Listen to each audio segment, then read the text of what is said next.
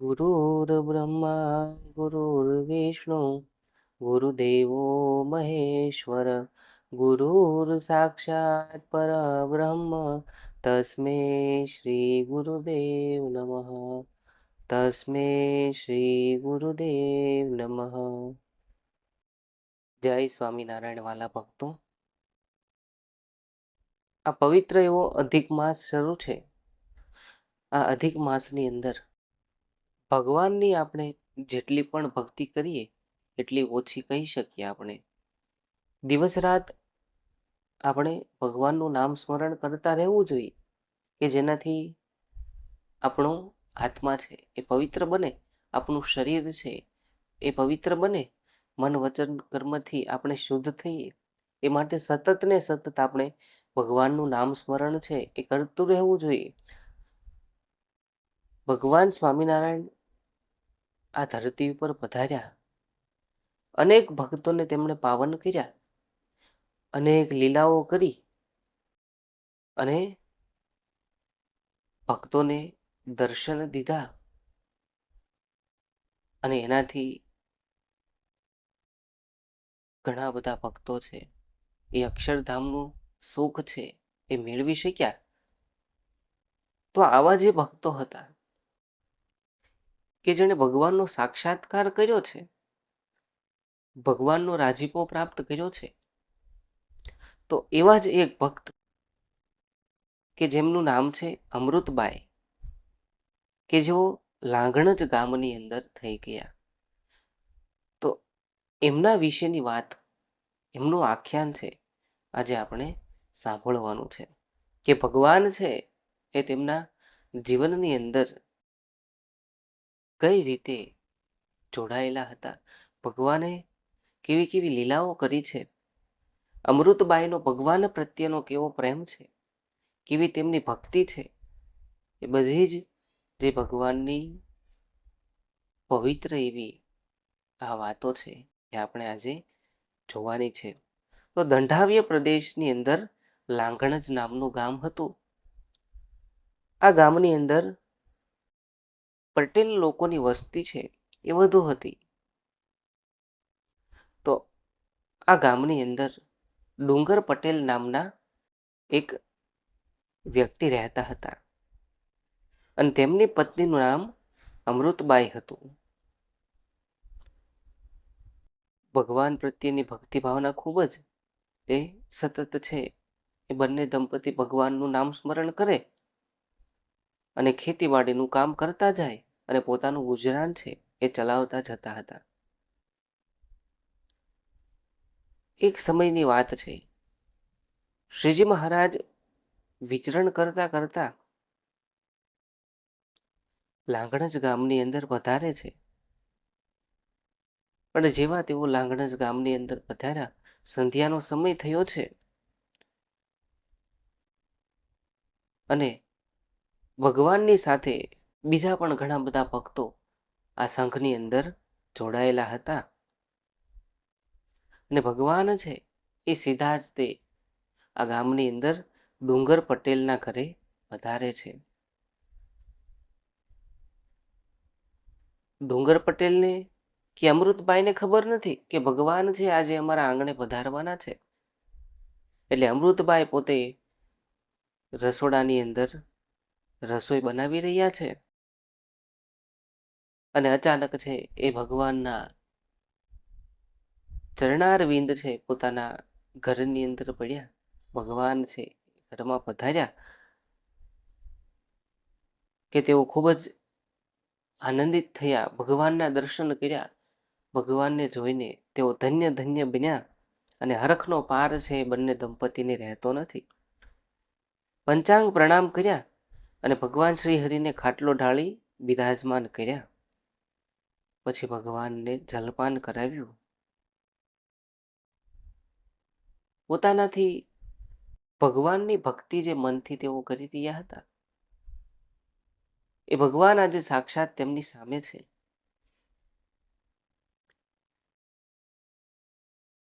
ભગવાન અમૃતબાઈને પૂછે છે કે પટેલ ક્યાં ગયા છે? ત્યારે અમૃતબાઈ કહે છે કે મહારાજ, એ તો અત્યારે વાડીએ ગયા છે. તો ભગવાન કહે છે કે તો ચાલો, અમારે પણ વાડીએ જવું છે. ત્યાં તો અમૃતબાઈ કહે, મહારાજ, તમને એમ ન જવા દઈએ. તમને પ્રેમથી જમાડીને જ મોકલીશ. ઘડીક ખમો, હમણાં રસોઈ થઈ જશે. પ્રેમથી આરોગીને પછી તમે જજો. એવો અમૃતબાઈનો ભાવ હતો. ત્યાં ભગવાન શ્રી હરિ કહે છે, અરે અમને ભૂખ નથી, એટલે તમે અમારી માટે રસોઈ ના બનાવશો. એટલે હવે અમે વાડીએ જઈએ. એમ કહી ભગવાન શ્રી હરિ છે એ ઊભા થયા અને વાડી તરફ આગળ વધે છે. વાડીનો માર્ગ તો જોયો ન હતો, એટલે લોકોને પૂછતા પૂછતા તેઓ ઘોડી ઉપર બેસીને વાડી સુધી પહોંચે છે. જેવા તેઓ ડુંગર પટેલની વાડીએ પહોંચ્યા અને ડુંગર પટેલની નજર ભગવાન ઉપર પડે છે. ત્યાં તો ડુંગર પટેલ છે એ નાચવા લાગે છે, કૂદવા લાગે છે કે ઓહો, આજે તો મારા કેવા નસીબ કે ભગવાન સ્વયં છે એ આજે મારે આંગણે પધાર્યા છે, મારી વાડીએ પધાર્યા છે. અને આ આહુર વેળાએ ભગવાન ક્યાંથી? એટલે ભગવાનના દર્શન કર્યા અને ભગવાનની સાથે કોઈ નથી એવું તેમણે જોયું અને પૂછ્યું કે ભગવાન આપ એકલા જ પધાર્યા છો? ત્યારે ભગવાન કહે છે કે બધા પાછળ છે, તે બધા સવારે આવશે. અત્યારે તો હું એક જ અહીંયા પધાર્યો છું. તો ડુંગર પટેલ છે કહે છે કે તો ભગવાન, તમને ભૂખ લાગી હશે, તમે ભૂખ્યા હશો. ત્યારે ભગવાને કીધું, એ બધું થઈ પડશે. અમારે અહીંયા તમારી સાથે જ આજે આ વાડીની અંદર રોકાવું છે. અને ડુંગર પટેલ આ સાંભળીને મનમાં વિચારે છે કે લાવને ઘરે સમાચાર મોકલી દો કે ભગવાન આજે પધાર્યા છે, તો તેમની માટે 32 વાતના ભોજન બનાવે. પણ આ સમાચાર લઈને જશે કોણ, એવું મનમાં વિચારી રહ્યા છે. ભગવાન તો પોતે અંતર્યામી છે. એ પોતે આ પટેલના મનની વાતને સાંભળે છે અને તેમના મનના ભાવને સમજીને ભગવાન બોલ્યા, ડુંગરજી, અમે તમારા ઘરે થઈને જ આવ્યા છીએ. ત્યાં તો ડુંગરજી કે તો પ્રભુ, ઘરવાળા નક્કી તમને જમાડવા અહીંયા આવશે જ. ડુંગર પટેલને પણ પોતાની પત્ની ઉપર વિશ્વાસ કે ભગવાન જમ્યા વગર છે ગયા છે, તો અહીંયા વાડીએ તો મારા ઘરના છે, એ ભગવાન માટે જમવાનું લઈને આવશે જ. તે શ્રી હરિ કહે, અમે કહ્યું હતું કે અમને ભૂખ લાગી નથી, તેથી સવારે આવશે. શ્રી હરિએ ડુંગરજી સાથે ખેતરવાડીની ઉપજ અને ધર્મ નિયમની વાતો કરી મોડે સુધી ગોષ્ઠી કરતા રહ્યા. એટલે ભગવાન છે એ ખેતરના મોલની વાતો, કેવી ઉપજ છે, કેવા વરસ છે અને ધર્મ નિયમની વાતો છે એ કરતા રહે છે. અને મધરાતનો સમય થઈ ગયો છે. વહેલી સવારે અમૃતબાઈએ જાગીને નાહી ધોઈ પવિત્ર થઈને શ્રીહરિ માટે થાળ તૈયાર કર્યો છે. આ બાજુ અમૃતબાઈને ખ્યાલ છે કે ભગવાન છે એ આજે પોતે અમારી વાડીએ ગયા છે. ભગવાન સાંજે કાંઈ જમ્યા નથી એ તેઓ જાણે છે. એટલે વહેલી સવારે તેઓ જાગ્યા, નાહી ધોઈને પવિત્ર થઈને ભગવાન માટે સરસ મજાનો પ્રેમથી થાળ તૈયાર કર્યો. હજી અજવાળું થવાને વાર હતી. તેઓ પોતાની વાડીએ જવા નીકળી જાય છે. વાડીએ પહોંચતા પહેલા માર્ગમાં શ્રીહરિ સામે મળ્યા. ભગવાન માટે ભોજન લઈને જઈ રહ્યા છે વાડીએ. ત્યાં તો ભગવાન પોતે જ રસ્તામાં મળી જાય છે અને ભગવાને માથે બુકાની વાળી હતી, એટલે અમૃતબાઈ તેમને ઓળખી શક્યા નહીં. તો શ્રીહરિએ તેમને કહ્યું, બાઈ, વહેલી સવારે ક્યાં ચાલ્યા? ત્યાં અમૃતબાઈ કહે છે, અમારા સાથીને ભાત દેવા જાઉં છું. તે તમારો સાથી અત્યારે ભાત માંગે છે. લાવ જોવા દે કે તારો સાથી શું શું ખાય છે. એટલે અમૃતભાઈ છે એને તો ખ્યાલ નથી કે આ તો ભગવાન છે એમ. એટલે તેમને જવાબ આપ્યો કે અમારા સાથી માટે ભાત લઈને જાઉં છું. ત્યાં તો ભગવાન છે એ કહે છે કે લાવો બતાવો કે તમારા સાથી છે એ શું જમે છે, શું ખાય છે. અમૃતભાઈ કહે જુઓ આવું બધું ખાય છે. એમ કહી અમૃતબાઈએ ટોપલો ઉતાર્યો અને એમાંથી સેવ, દૂધ તથા સાકર શ્રીજી મહારાજને બતાવ્યા. ટોપલો નીચે ઉતારે છે અને એ ટોપલાની અંદર જે ભોજન હતા એ ભોજન તેઓએ બતાવ્યા. તો ભોજનમાં શું છે? સેવ છે, દૂધ છે, સાકર છે. આ બધું ભગવાનને તેઓ બતાવે છે. ત્યારે શ્રીહરિ કહે છે અમૃત, તારો સાથી શું આવું જમે છે? અમૃતબાઈએ કહ્યું મારો સાથી તો બહુ સવાદ્યો છે, એને તો સારું સારું ખાવાનું જ જોઈએ. એટલે અમૃતબાઈ કહે છે મારો સાથી તો બહુ સવાદ્યો છે, એને તો સારું સારું ભોજન જ જમવું ગમે છે. ત્યારે ભગવાન કહે છે અમૃત, તારા સાથી તો અમે છીએ, માટે લાવ અમને પીરસ, અમને ભૂખ લાગી છે. એમ કહી શ્રી હરિએ બોકાની છોડી નાખી. એટલે ભગવાન છે એ હવે પોતે જે બોકાની બાંધી છે એ ખોલે છે અને કહે છે કે તારા સાથી તો અમે છીએ, લાવ હવે તો પીરસો, અમને બહુ ભૂખ લાગી છે. શ્રી હરિના અચાનક આવા દર્શન થવાથી અમૃતબાઈ ખૂબ જ રાજી રાજી થઈ ગયા. વાતો કરતા કરતા વાડીએ પહોંચી ગયા. અમૃતબાઈએ સ્વચ્છ છીપર ઉપર ગોદડું પાથરી શ્રીહરિને જમવાને બેસાડ્યા છે. અમૃતબાઈએ તાંસળામાં સેવ પીરસી, એના ઉપર ઘી પીરસ્યું અને પછી સાકરને બદલે ભૂલથી તે અડદનો લોટ લાવી હતી તે પીરસ્યો. અમૃતબાઈ હરખમાં ને હરખમાં સાકરની જગ્યાએ અડદનો લોટ લઈને આવી ગયા છે. પણ અમૃતબાઈને ખબર નથી કે મારી પાસે સાકર નહીં, પણ એની જગ્યાએ અડદનો લોટ છે. ભગવાન આ બધું જાણે છે અને ભગવાન છે એ આ બધું જ તે ભેળું કરી બે કોળિયા જીમ્યા. ત્યારે અમૃતબાઈ આગ્રહ કરી વધારે પીરસવા લાગ્યા અને શ્રીહરિ ના પાડવા લાગ્યા. ત્યારે એમની પાસે ડુંગરજી બેઠા છે. તેઓ કહે છે મહારાજ, અમૃતને આગ્રહ કરવા દો, આપની પ્રસાદી જમનારા અમે ક્યાં બેઠા નથી. એટલે વાલા ભક્તો, ડુંગર પટેલ છે કહે છે કે તેને આગ્રહ કરવા દો, તમે નહીં જમો તો તમારો જે પ્રસાદ છે એ અમે જમી લઈશું, પણ એનો આગ્રહ છે એ તમે સ્વીકારો. આ સાંભળી શ્રી હરિએ અમૃતબાઈને તાંસળી ભરવા દીધી. પછી શ્રી હરિએ કહ્યું ડુંગરજી, આ બધી પ્રસાદી તમારે જમી જવાની છે. જો નહીં જમી જાઓ તો તમારા માથે ચોપડીશ. વાલા ભક્તો, ભગવાને કેવી લીલા કરી છે તમે જોવો કે અમૃતબાઈને તો એમ જ છે કે સેવ, ઘી અને સાકર છે, પણ ખરેખર દંપતીને ખબર નથી કે આ સાકરની જગ્યાએ અડદનો લોટ છે. અને ડુંગર પટેલને તો મનમાં એ જ છે કે ભગવાનની જો આ પ્રસાદી છે તો એ પ્રસાદી તો અમે આરોગશું.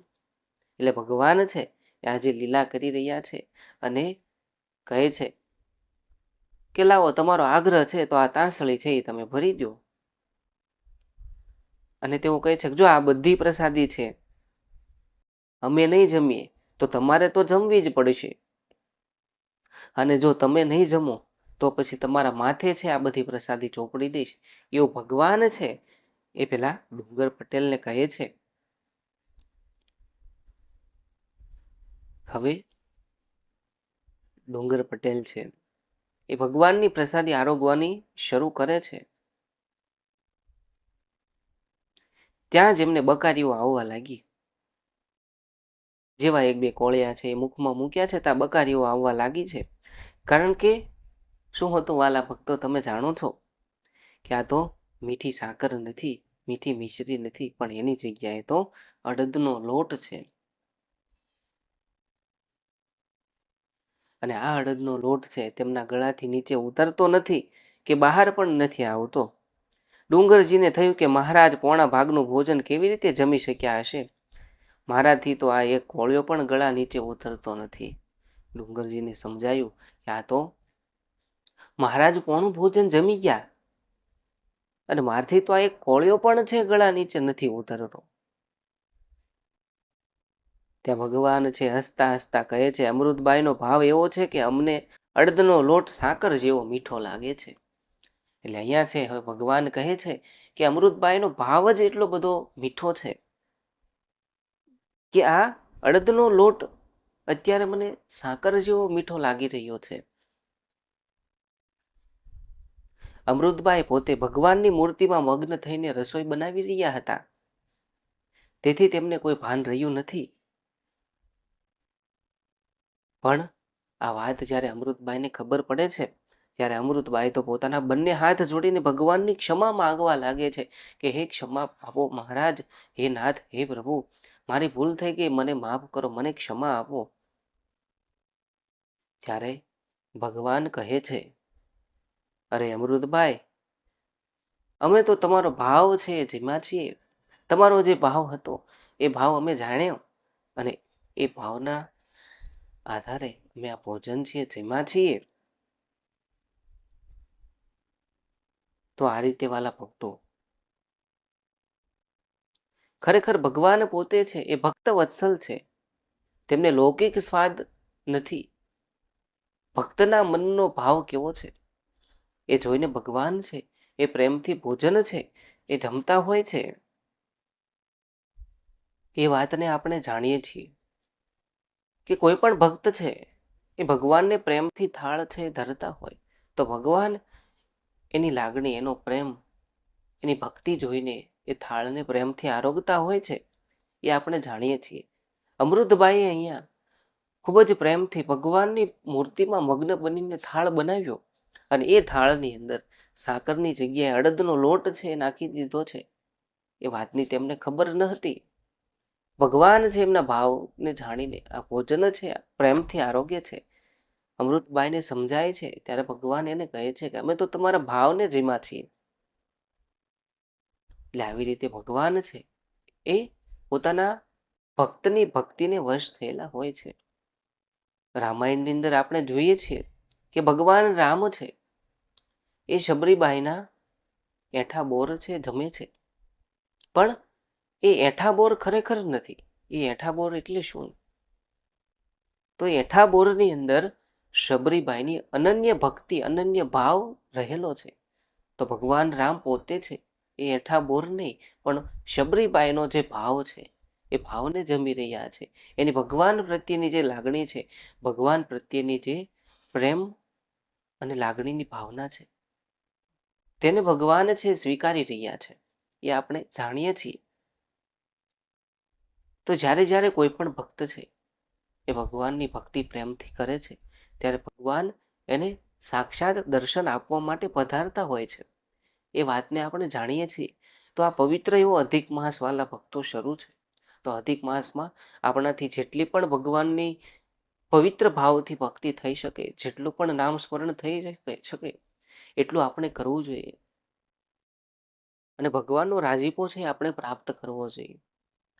તો આજે આપણે આ લાંઘણજ ગામના અમૃતબાઈ છે કે જેમણે ભગવાનનો કેવો રાજીપો પ્રાપ્ત કર્યો, ભગવાન પ્રત્યે તેમની જે કેવી ભક્તિ છે એના વિશેની વાત આપણે જોઈ. હવે આવનારા વિડીયોની અંદર આપણે આવા જ ભક્તોના આખ્યાન વિશેની વાત છે સાંભળવાની છે. તો વાલા ભક્તો, આવા ને આવા આખ્યાનો સાંભળવા માટે અમારી ચેનલને સબસ્ક્રાઈબ કરજો, અમારી ચેનલને લાઈક કરજો અને જો આપને આ વિડીયો સારા લાગે તો બીજા હરિભક્તોને પણ આ વિડીયો શેર કરજો કે જેનાથી તેઓ પણ ભગવાનના જે ભક્તો છે તેમના જીવનની અંદર ભગવાને કેવી કેવી લીલાઓ કરી છે તેને જાણી શકે અને ભગવાન પ્રત્યેની ભક્તિ છે એ વધુ મજબૂત બને. એ માટે થઈને આ કાર્ય આપણે કરી શકીએ. જય સ્વામિનારાયણ વાલા ભક્તો, જય સ્વામિનારાયણ.